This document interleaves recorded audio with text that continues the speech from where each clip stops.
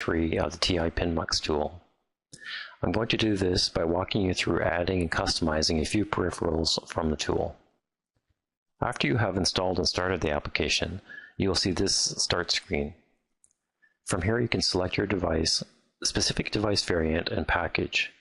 On the right you will find shortcuts to recently created projects. From here you can also open an existing project. Once you have selected your device, you will be taken to the main configuration page. Down the left side of the page are the peripherals available on this device variant and package. In the center of the page is the configuration for the currently selected peripheral. And on the right is the physical representation of the device package. I'm going to start by adding a UART to my configuration. After it has been added, you will see the tool has automatically selected one of the available UARTs and provided a pin configuration for that UART. In the physical view, I can see which pins have been selected, and if I hover over them, I can get additional details about each pin. I can customize the UART to better fit the needs of my design. First, I'm going to change the name to represent what this UART will be used for.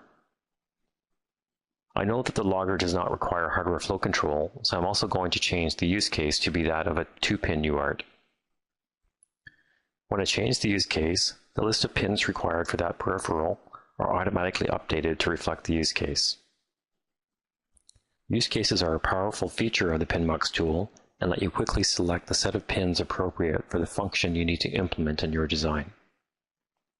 Now I'm going to continue adding additional peripherals to my design.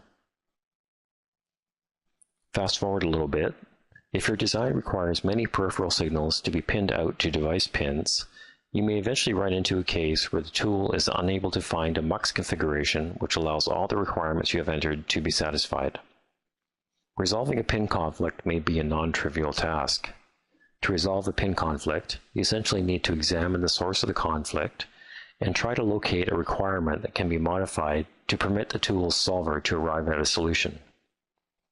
For example, if I add a SPI to this design, I immediately get a conflict error on CS3.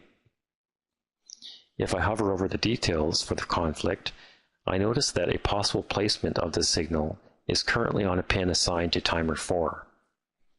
In this case, I may decide that my design can be modified to not require timer 4, and if I remove timer 4, a solution is now possible.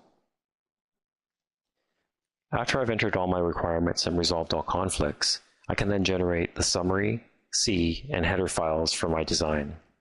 To do this, I click the Generate button and select the folder to save the files to.